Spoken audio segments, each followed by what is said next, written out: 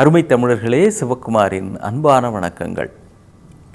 உலகத்திலேயே பெரும் சுவர் எது அப்படின்னு கேட்டால் உலக அதிசயங்களில் ஒன்றாக இருக்கிற சீன பெருஞ்சுவரை சொல்லுவாங்க.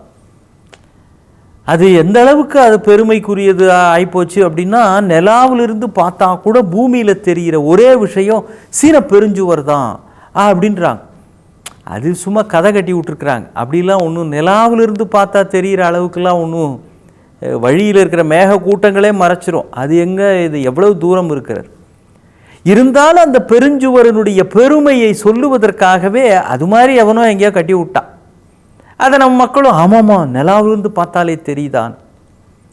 இப்போ நாம் சொல்ல போகிற விஷயம் சீன பெருஞ்சுவரை பற்றி இல்லை. அது உலகின் முதல் நீண்ட பெருஞ்சுவர். சரி, சாதனைக்குரிய உலக அதிசயங்களில் ஒன்று. அதே மாதிரி ரெண்டாவது ஒன்று எங்கே இருக்குது தெரியுங்களா? எது ரெண்டாவது பெரும் சுவர் எங்கே இருக்குது தெரியுங்களா? நம்ம இந்தியாவில் தான் இருக்குது. ராஜஸ்தான் மாநிலத்தில் குல்பர்கா அப்படின்ற அந்த நகரத்தில் பெரிய கோட்டை சுவர். அது எவ்வளோ நீளம் தெரியுங்களா? 36 கிலோமீட்டர் நீளம். உலகத்தின் இரண்டாவது பெருஞ்சுவர்.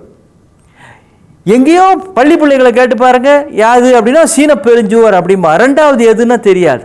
எங்கேயோ இருக்கிற சீனத்தில் இருப்பது தெரிகிறது. நம்ம இந்தியாவில் இருக்கிற அந்த இரண்டாவது பெருமைக்குரிய விஷயம் இது நமக்கு தெரியாது. உலகத்தில் இரண்டாவது அழகான கடற்கரை எது தெரியுங்களா? நம்மள்தாங்க. நம்ம சென்னையில் இருக்கிற மெரினா பீச் தான் உலகின் இரண்டாவது அழகான கடற்கரை. இது எவ்வளோ பேருக்கு தெரியும்? மெரினா பீச் தெரியும். இந்த பெருமை இருக்குன்னு தெரியுமா?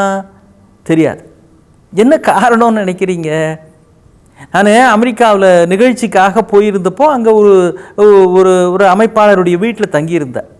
அவர் தினம் காலையில் 5 மணிக்கெலாம் எந்திரிச்சு, 5 மணிக்கு எந்திரிக்கிறது ஒரு பெரிய விஷயம் இல்லை, 5 மணிக்கு எழுந்து தன்னுடைய மகளையும் கூட்டுக்கிட்டு போயிட்டு அப்புறம் 8 மணிக்கு தான் திரும்புகிறார். எங்கே வாரம் இது மாதிரி காலையில் 5 மணிக்கெலாம் எழுந்து போயிட்டு 8 மணிக்கு எங்கே போயிட்டுறீங்க அப்படின்னு. அவர் சொன்னார், அது ஒன்றும் இல்லைங்க, என் பொண்ணுக்கு நம்ம பரதநாட்டியம் கற்றுக் கொடுக்குறாங்க ஒரு பள்ளிக்கூடத்தில், அந்த கிளாஸுக்கு தான் பொண்ணை கூப்பிட்டு போயிட்டு வரேன் அப்படின்னா. அப்படியா, எங்கள் அடுத்த தெருவா? நான் இல்லைங்க, அடுத்த தெருலாம் இல்லை. சரி, எங்கள் பக்கத்துலையான்னு? இல்லைங்க, அது காரில் போகிறதுக்கு ஒரு மணி நேரம் ஆகுங்கன்னு. கார்லேயே 1 மணி நேரம்னா அப்போ எவ்வளோ தூரம் இருக்கும்? ஆமாங்க, இங்கே 5 மணிக்கு புறப்பட்டா தான் அங்கே போய் சேர 6 மணி. அப்புறம் அங்கே 1 மணி நேரம் கிளாஸுங்க. 7 மணிக்கு புறப்பட்டு 8 மணிக்கு இங்கே வந்துடுவாங்க அப்படின்னார்.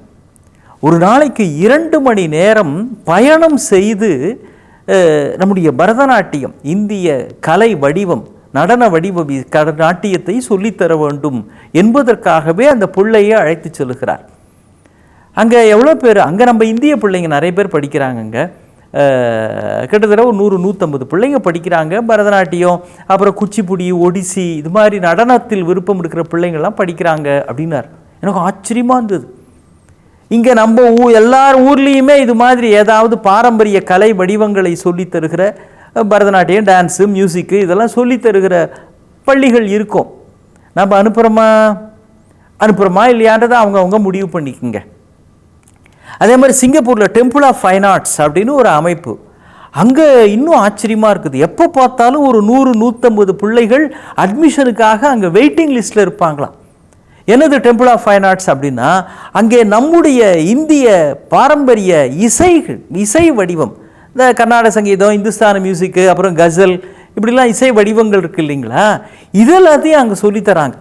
அதில் என்ன சிறப்புன்னா, உங்களால் டியூஷன் ஃபீஸ்னு ஃபிக்ஸடாக எதுவும் கிடையாதான். உங்களால் எவ்வளோ முடியுமோ கொடுங்க, மற்றபடி எதாக இருந்தாலும் நாங்கள் வாங்கிக்கிறோம். ஆனால் இதை எல்லா பிள்ளைகளுக்கும் நாங்கள் சொல்லித்தரோம் அப்படின்னு நம்முடைய இசை வடிவம், நடன வடிவம், அப்புறம் வீணை, அப்புறம் வயலின், புல்லாங்குழல், மிருதங்கம், கிட்டார், சித்தார் எல்லாம் சொல்லித்தரான்.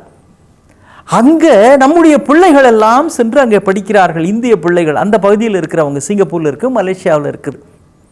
இங்கே அதே மாதிரி நிறைய பள்ளிகள் உண்டு. இசைக்கு சொல்லித்தருகிற பிள்ளைகள், பல்வேறு கலை வடிவங்கள். நம்முடையதான் 1 தான் 2 தான் இல்லை. எல்லோருமே இதையெல்லாம் நம்முடைய அடுத்த தலைமுறைக்கும் நாம் கொண்டு சேர்க்க வேண்டும்னு எவ்வளவு பேர் இதில் ஆர்வத்தோடு இருக்கிறோம்? பெரும்பாலான பேர் இல்லை. இருக்கிறாங்க, எல்லாரும் இல்லை. என்ன காரணங்க? உலக அதிசயம் அப்படின்னா நம்ம தாஜ்மஹாலை சொல்கிறோம். தஞ்சை பெரிய கோவில் இருக்குங்களே, அதை விட ஒரு அதிசயம் ஒன்று இருக்க முடியுமா? என்னை பொறுத்த வரைக்கும் தாஜ்மஹால் கூட 2வது தாங்க. நம்முடைய தஞ்சை பெரிய கோவில் தான் மகத்தான அதிசயங்களில் ஒன்று. ஏன்னா அந்த பகுதியில் அந்த கோவில் கட்டுவதற்கு தேவையான கல்லை எங்கிருந்து ராஜராஜன் எடுத்தான்? அந்த பகுதியில் மலைகளே எதுவும் கிடையாது. உங்களுக்கு தெரிஞ்சிருக்கும், இல்லை உங்கள் நண்பர்கள் தஞ்சாவூர் பக்கம் இருந்தாங்கன்னா கேட்டு பாருங்க, மலைகளே கிடையாது. அவன் எங்கிருந்து கல் கொண்டு வந்தான்? அந்த காலத்தில் ஜேசிபி கிடையாது, தார் ரோடு கிடையாது, அவ்வளவு ஏங்க பேப்பர் கிடையாது, பேனா கிடையாது, என்ஜினியரிங் படிக்கிற சொல்லித்தர காலேஜ்லாம் கிடையாது, என்ஜினியர்ஸ்லாம் கிடையாது, BE civil, ME civil, civil இன்ஜினியர்ஸ்லாம் கிடையாது. ஆனால் ஒரு மகத்தான சிற்ப கலையினுடைய உச்சமாக திகழ்வது நம்முடைய தஞ்சை பெரிய கோயில். அந்த பெருமிதம் நம்மில் எவ்வளவு பேருக்கு இருக்கிறது? தஞ்சை பெரிய கோயிலை போய் பார்க்கணும்னு தஞ்சாவூர் கோவில் கோபுரத்துடைய நிழல் கீழே உழாதாமே, அது எவனோ கட்டி விட்டான். நிழல்லாம் கீழே உழும், ஆனால் அது மேலே இருக்கிற அந்த அந்த கலசம் இருக்குதுங்களே, அந்த நிழல் கீழே விழாது, அதுக்குள்ளேயே விழறா மாதிரி அந்த பெருமன்னர் பேரரசன் கட்டி இருக்கிறான். பெருவுடையார் ஆலயத்தை அவன் எழுப்பி இருக்கிறான் மாமன் ராஜராஜர். அதை ஒரு பெருமிதமாக நாம் நினைக்கிறோமா? வேர்ல்டு ஒண்டர்ஸ் அப்படின்னா தாஜ்மஹால். தாஜ்மஹால் உண்மைதான், நான் இல்லைன்னு சொல்லலை.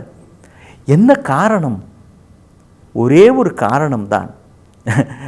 எங்கெங்கிருந்தோ டூர் வருவாங்க நம்ம பீச்சு, சென்னை பீச்சு பார்க்கறதுக்காக. வெளியூர்ல இருந்துலாம் டூர் வருவாங்க, கன்னியாகுமரியிலேருந்து நம்ம பீச்சு பார்க்கணுன்னு இங்கே வருவாங்க. ஆனால் நம்ம திருவல்லிக்கேணியிலேயே இருக்கிறவங்க மெரினா பீச்சுக்கு போக மாட்டாங்க. போவாங்க, அதை ஒரு பெரிய விஷயம் மாதிரி சொல்லிக்கிட்டு வா இன்னைக்கு பீச்சுக்கு போகலான்லாம் சொல்ல மாட்டாங்க. ஏன்? பக்கத்திலே இருக்குது, எப்போ வேணால் போய்க்கலாம், என்றைக்கு வேணால் பார்த்துக்கலாம், இது என்ன பெரிய ஒரு அதிசயம் அப்படின்னு விட்டுருவாங்க. நான் ஏதோ திருவல்லிக்கேணிக்காரங்களாம் அங்கே போக மாட்டாங்கன்னு சொல்ல வரல.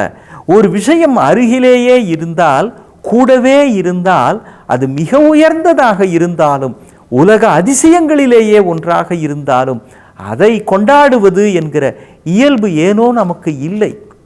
அவ்வளவு ஏங்க, நம்முடைய தமிழ் மொழி உலக அதிசயங்களில் ஒன்றாக நம் தமிழ் மொழியையும் சேர்த்து சொல்லலாம். மொழிகளின் அதிசயம், மொழிகளுக்கெல்லாம் தாய்மொழி நம்முடைய தமிழ்னு கொண்டாடலாம்.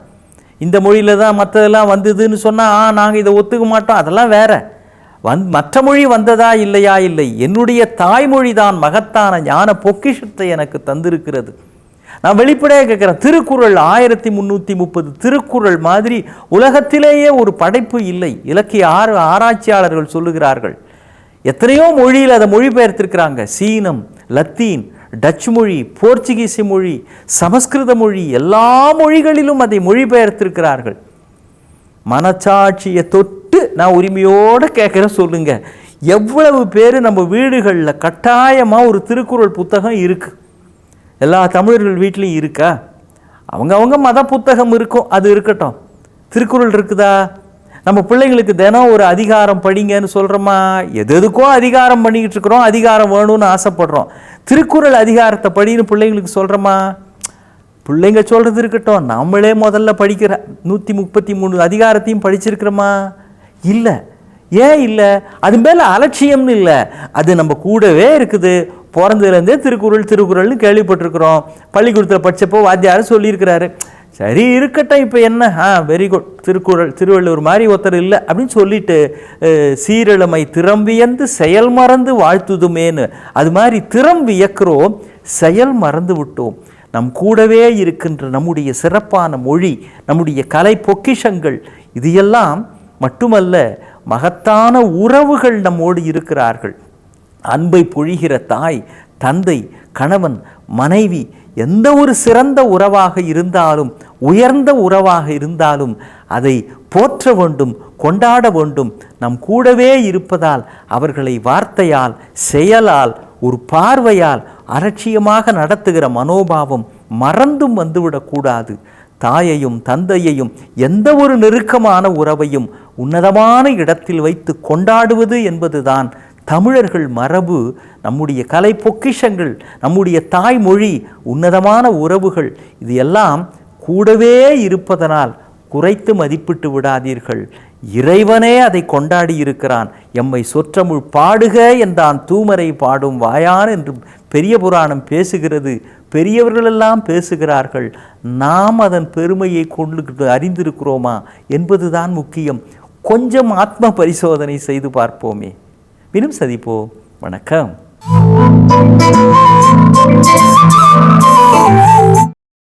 இன்னும் பல வீடியோக்களை காண சன் லைஃப் சேனலை சப்ஸ்கிரைப் பண்ணுங்க.